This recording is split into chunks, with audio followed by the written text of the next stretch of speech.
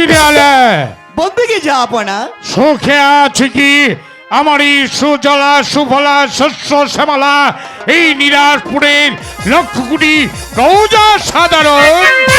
জাহাপনা, আমি নিরাজপুর রাজ্যের পরগনায় পরগনায় মহল্লায় মহল্লায় ঘুরে বেড়ে দেখেছি যেখানে খাদ্যের জাহাপনা। ও জিরালে বলুন জাহাপনা। আমি যতদিন পর্যন্ত হরিণ শিকার থেকে ফিরে না আসবো ততদিন পর্যন্ত আমার এই প্রতিনিধি স্বরূপ এই বিশাল এই নিরাজপুর রাজ্যটাকে যে আপনাকে পরিচালনা করতে হবে।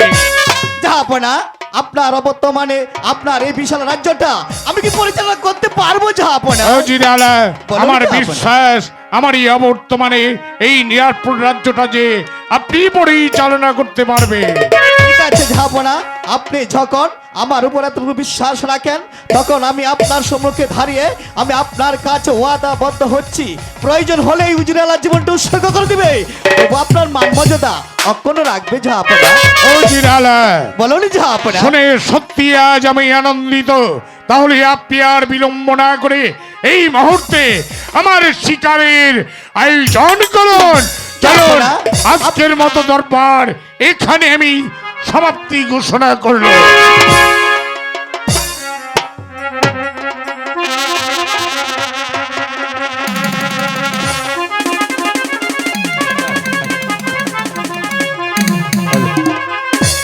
ডাকাতি ডাকাতি ডাকাতি, জীবনে অনেক ডাকাতি করেছি, অনেক টাকা পয়সা হীরা মণি মুক্তা ডাকাতি করেছি, কিন্তু না মনস্থির করেছি ডাকাতি ছেড়ে দিয়ে ভালো মানুষ হয়ে যাব।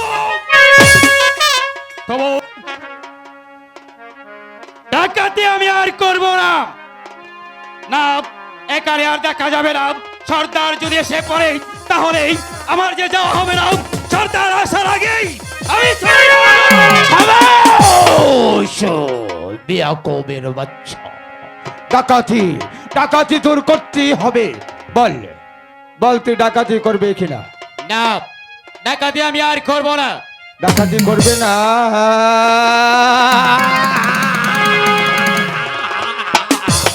দেখো, রঘু ডাকাতের আস্থানায় যে একবার পাও দেয় সে আর কখনো ফিরে যেতে পারে না, আর তুইও যেতে পারবে না। ডাকাতি তোর করতেই হবে। আমি বলছি তো, ডাকাতি আমি করব না। প্রয়োজন আমার জীবন যাবে, তবু ডাকাতি করব না।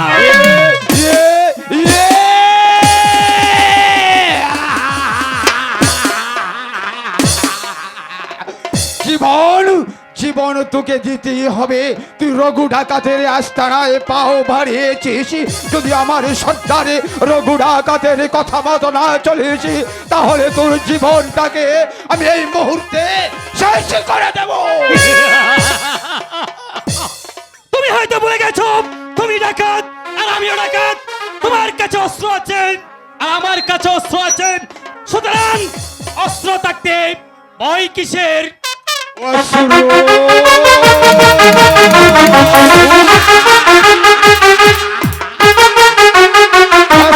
বাহাদুরি করে তুই আমাকে বুদ্ধে পরাজিত করে এখান থেকে যেতে চাস, তাই নেই?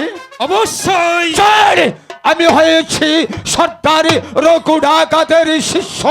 রঘু ডাকাতে আমাকে যুদ্ধ বিদ্যা শিখিয়ে আস্তানায় পাও ভারিয়েছি, তাই তো তুই এখান থেকে যেতে পারবে না।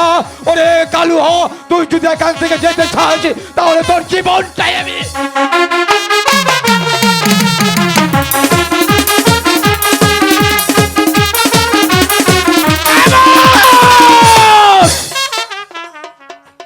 কিরে কালুয়া, সর্দার। কিরে বলুয়া, সর্দার তোরা এক ভাই আরেক ভাইয়ের উপর আক্রমণ করছিস কেন? আক্রমণ কেন করছে জানেন সর্দারে? এই ভলুয়া বলেছে আমাদের এই আস্তানা ছেড়ে দিয়ে, ডাকাতি ছেড়ে দিয়ে সে নাকি আর জনগণের সঙ্গে হাত মিলিয়ে ভালোভাবে চলতে চায় সর্দার। তাই নাকি? হ্যাঁ সর্দার, আমি আর ডাকাতি করবো না সর্দার। ডাকাতি করবে না তাই নাকি? ডাকাতি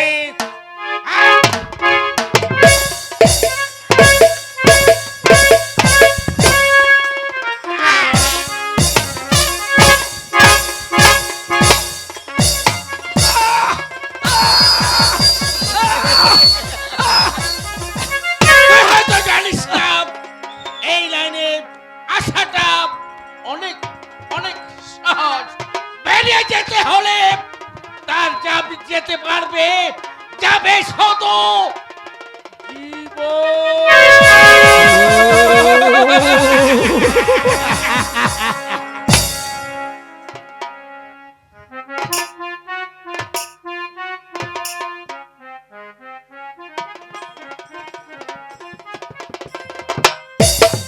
এই পিস্তলে 6টি বুলেট আছে। আমি এক হতে 3 পর্যন্ত বলবো, তার মধ্যে যদি রাজি হয়ে যাস তাহলে ভালো, নতুবা 6টি বুলেট তোর বুকে।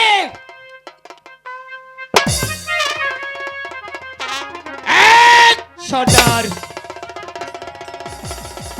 দুই, সর্দার তিন, সর্দার ডাকাতি আমি করব সর্দার।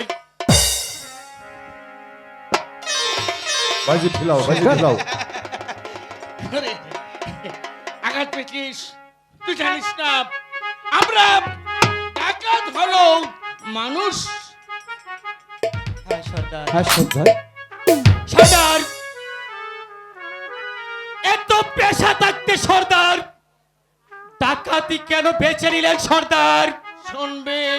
হ্যাঁ, তাহলে সর্দার। শোন। হ্যাঁ, শুনবো। আমি তো মায়ের পেট থেকে ডাকাত বা মাগলার হয়ে জন্মগ্রহণ করিনি। ওরা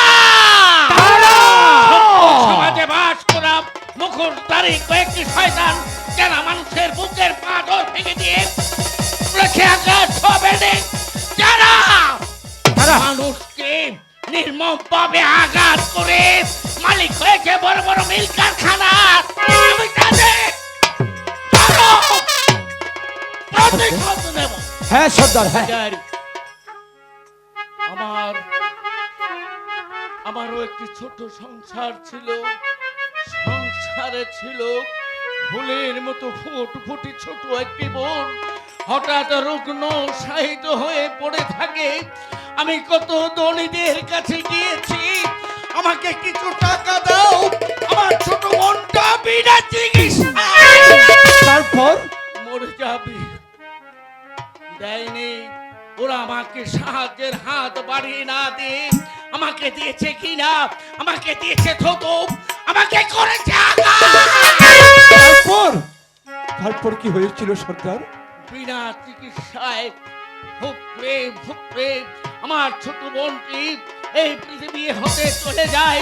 তাই তো আমি প্রতিজ্ঞা করেছি আমার বোনের কবরের মাটি ছুঁয়ে এই ধনীদের কাছে কোন সম্পদ থাকবে না, যা আছে ছিনিয়ে নিয়ে আমি গরিব দুঃখী মানুষের পাশে দাঁড়াবো। তারপর আমি কি অপরাধ করেছি রে? না সর্দার, না। সর্দার! অপরাধ অপরাধ করেননি করেননি। সর্দার, আপনি ঠিক কাজই করেছেন। যাদের এই কারণে আপনার স্নেহের ছোট বোনটি মারা গিয়েছে, মারা যাবার পর তার কবরের পাশে দাঁড়িয়ে প্রতিজ্ঞা করে আজ ডাকাতির পথে হয়েছেন। আমরাও দুজন আপনার হাতে হাত রেখে প্রতিজ্ঞা করছি সর্দার, যারা এমনি ভাবে আমাদেরকে অপমানে অপদস্থ করে ডাকাতির পথে নামিয়েছে, আজ থেকে আপনার সঙ্গে থেকে তাদের কাছ থেকে কেড়ে এনে ওই গরিব দুঃখী মানুষকে বিলিয়ে দেবো। এই করব। শোন, ওদিকে কে যেন কি বলছে, শোন।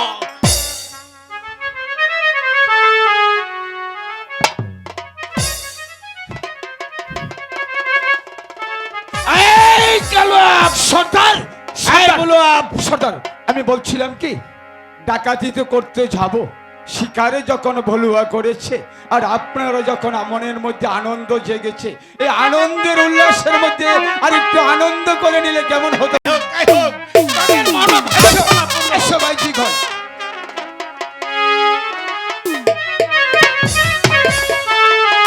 শোনো, তোমরা নাচবে, আমরা দেখবো, তোমরা মন ভরে গাইবে, আমি প্রাণ ভরে শুনবো। নাচো, গাও। তুমি তো ডাকাত, তুমি তো চুরি করে চুরি করো, কত জানি কত দিবাই না, তুমি করে ব্রহ্মটা। ও তুমি তো ডাকাত, তুমি তো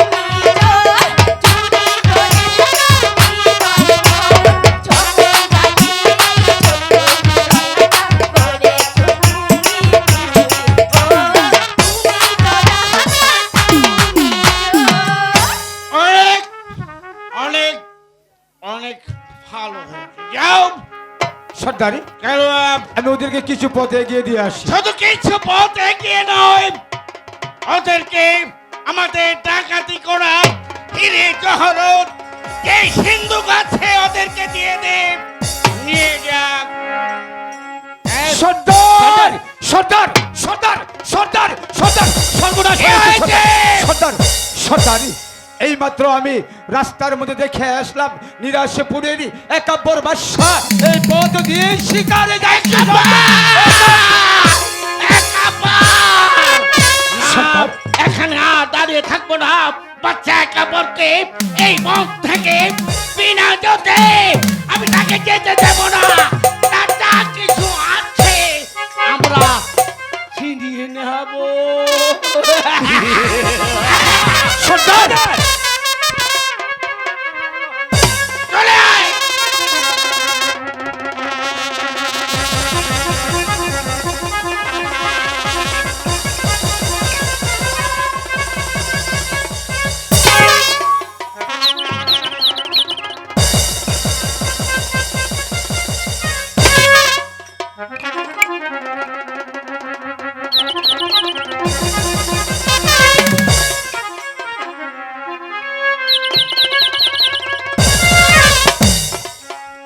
খাজা, এত চেষ্টা করলাম তবে একটি শিকার আমি মিলাতে পারলাম না। তবে কি আমার ভাগ্যে শিকার নেই?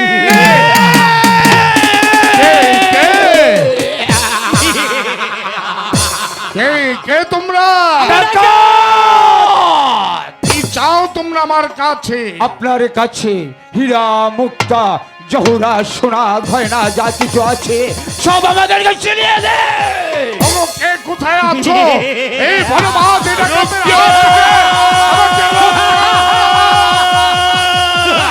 मेरे जंगल में डकैत करता है, बहुत शोरगुल सुना जाता है। रुक जा! अरे सालारा तुरा কোন আছিস? আমরা ডাকাত আছি। আরে সালারা তুরা ডাকাত আছিস, যদি তোহাদের জানের মায়া থাকে তাহলে এখান থেকে পালিয়ে যা, তাহলে তোহাদেরকে মুলার মতো তুলে তুলার মতো ধরে ফেলে দেব। এই জঙ্গলিরাজ শালা। জঙ্গলিরাজ তুমি হয়েছ বনের জঙ্গলি, থাকো এই বনমাঝে, আর আমরা হয়েছি ডাকাতি। এই বনমাঝে ডাকাতি করি, যদি তোমার এই ডাকাতকে ভয় পাও তাহলে এই স্থান ত্যাগ করে চলে যাও, নইলে তোমার গার থেকে মাথাটা আলাদা করে দেব। अरे सालारा बहुत अच्छा ताकत है, देख लिए बाबूजी। ए साला डाकू हमारे साथ लड़ाई करीबे। ले साला हमारे साथ আসো তো জঙ্গলিরাজ। आइए साला।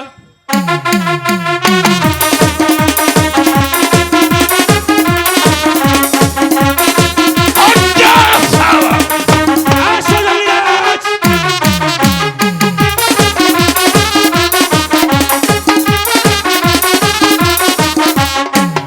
हट जा साला।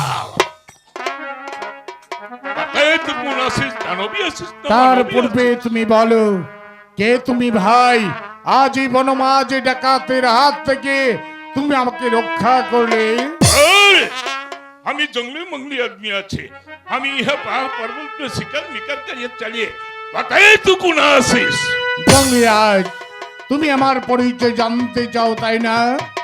बहुत जानते चल। তাহলে শোনো জঙ্গলিরাজ, আমি হয়েছি নিরাশপুরের একাব্বর বাদশা। अरे, तू भी नीरस प्रकार का पर्वत सा आशीष। अरे रेजा तू भी हमार मानी बात।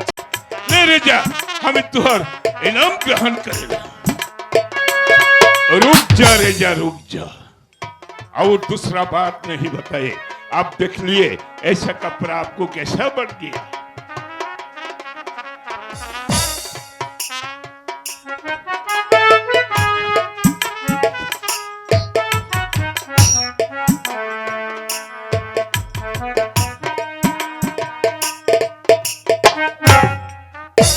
देखिए बाबू साहब, ऐसा कपड़ा आपको कैसा बन गया? बहुत अच्छा कपड़ा मुझे दान कर दीजिए। জঙ্গলিরাজ, अरे माइये, तेरा देख लिए ऐसा कपड़ा ये रेजा हमके दान कर दीजिए। चल रेजा, अभी तो के तो लुका ले पूछ। দাঁড়াও দাঁড়াও और क्या জঙ্গলিরাজ, बात बताए रेजा? শুধু তাই নয়, ওই চেয়ে দেখো ওখানে বাঁধা আছে আমার উড়িয়াবাজ ঘোড়া। আজ থেকে উড়িয়াবাজ ঘোড়া আমি তোমাকে দান করলাম। और रेजा तू तो बहुत अच्छा आदमी है। तू हमके तुहार अभी दान करिया आसीस और दूसरा भी ओ गुरा हमके दान कर दे दिए। हे रेजा हम जंगली मंगली आदमी आछे हमी छा पहाड़ पे शिकार भी कर करिया चलता है। हमी ये गुरा लिया क्या काम करी मेरे जा জঙ্গলি রায়, এই বনমাঝে চলতে বোধ হয় তোমার কষ্ট হয়, তাই তো আজ এই উড়িয়াবাজ ঘোড়া আমি তোমাকে দান করলাম।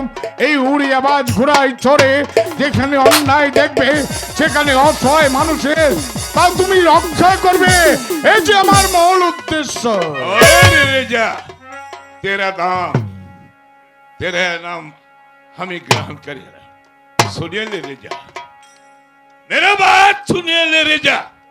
বলো জঙ্গলি রায়। तू जितना दिन का पर यह मुल्क से सिंहासन का पर रहेगा जितना दिन का पर कोई विपद में पड़ता है हम जंगली आदमी को याद करता है। हम जंगली आदमी तुहा का उत्तर करिया लिबे। यह मेरा काम है रेजा, यह मेरा बात है। आइए रेजा तू मेरे साथ में आइए, हम तुहा के तुहा लुकल पूछ लिया। তাই চলো জঙ্গলি आइए রায়। जरूर भी आइए रेजा, जरूर आइए।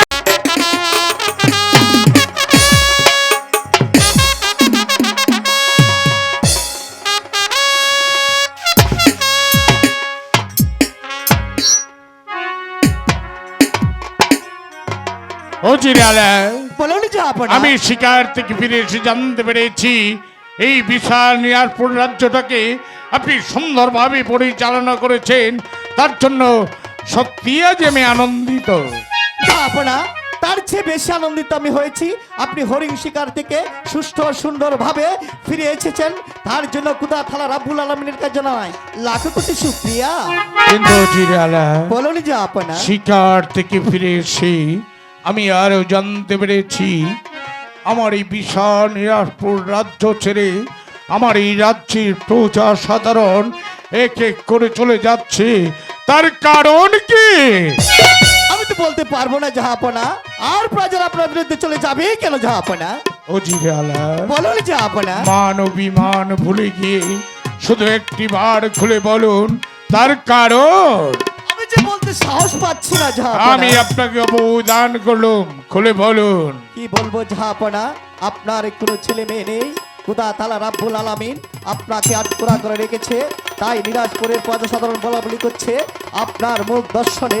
শুধু নিরাজপুরের প্রজাসাধারণ কেন, আমিও তাই বলছি আপনার মুখ দর্শনে আমাদের অন্য জুটে না, তাই আমরা সংকল্প নিচ্ছি এই মুহূর্তে আপনার রাজ্য ছেড়ে আমরা অন্য রাজ্য চলে যাব।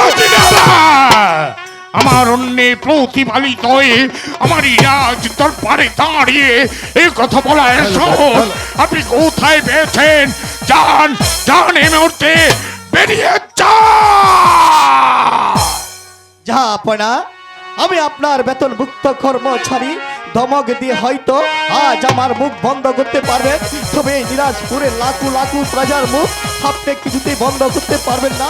তবে আমি চলে যাচ্ছি, যাবার বেলা আপনাকে কথা বলে যাচ্ছি, আজ যেমনি ভাবে নিরাজপুর রাজপ্রাসাদ থেকে আপনার একমাত্র বিশ্বাস্ত হুজুরকে দূর দূর করে তাড়িয়ে দিয়েছেন, একদিন হয়তো এই হুজুরের প্রয়োজন হতে পারে, সেদিন এই হুজুরের জন্য কেঁদে কেঁদে চোখের জলে বুক বাঁচাতে হবে। সেদিন শত কাটলেও এই হুজুর আপনার দিকে ফিরেও তাকাবে না, ফিরেও তাকাবে না। জানি জানি অন্যায় ভাবে উজির সাহেবকে আমি রাজ দরবার থেকে তাড়িয়ে দিয়েছি, কিন্তু কি করব? মেহেরবান খোদা তারা এই পৃথিবীতে আমাকে টাকা পয়সা ধন দৌলত কোনো কিছুর অভাব রাখিনি, মাত্র একটি সন্তান আমাকে দেয়নি বলে এই পৃথিবীর বুকে আমি আজকে নামে পরিচিত। তাই তো আমার মুখ দর্শনে লাখো লাখো মানুষের মুখে অন্ন জুটে না, তাহলে কি হবে? এই পৃথিবীর বুকে বেঁচে থেকে আমি বাঁচতে চাই না, আর কোনো চিন্তা করবো না, এই জীবন আমি চিরতরে শেষ করে দেব।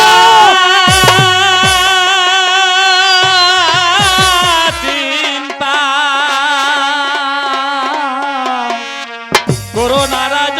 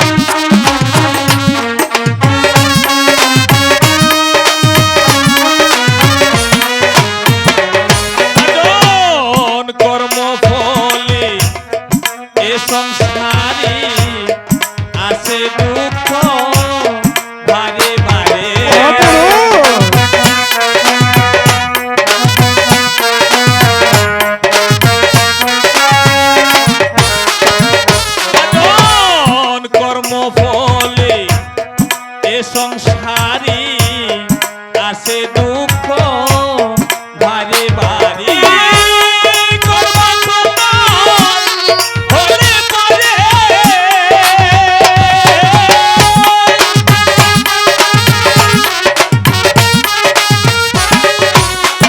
এরাজন করবা তোমার হলে পারে ভববন্ত হবে মুদার পিতা চিন্তা চিন্তা করোনা রাজন পিতা চিন্তা করোনা রাজন যেও না মহাপুরুষ, তুমি চোখ। ওই তো মহাপুরুষ চলে গেছে, সে আমাকে বলে গেছে আমার কর্মের ফলে আজ আমার এই অবস্থা। তাহলে কেন আমি এই পৃথিবীর বুকে বেঁচে থাকবো? আমরা এই মুহূর্তে যদি আমি বেগমের কাছে যাই, তাহলে হয়তো সে আমাকে যেতে দেবে না।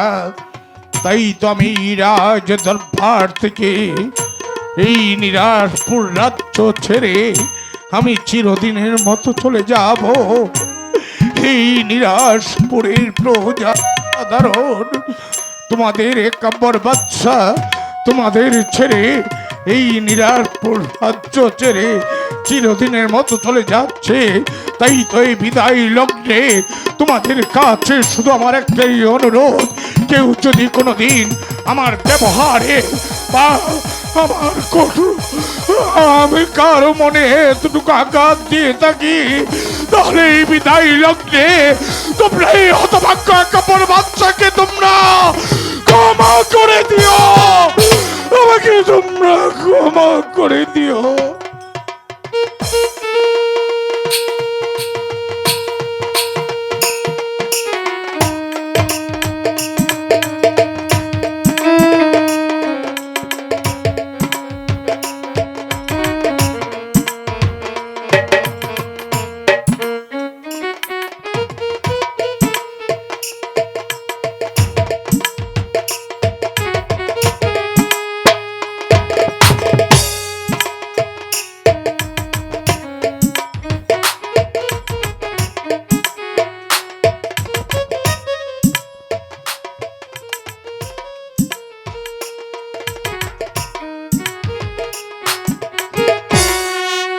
কি হঠাৎ করে সিংহাসন খানাকে বদলে কেন?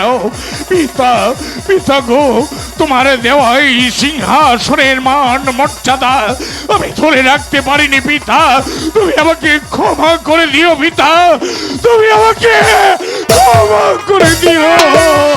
বিদায় শৈশবের খেলাঘর, বিদায় নিরাশপুরের প্রজা সাধারণ, বিদায়।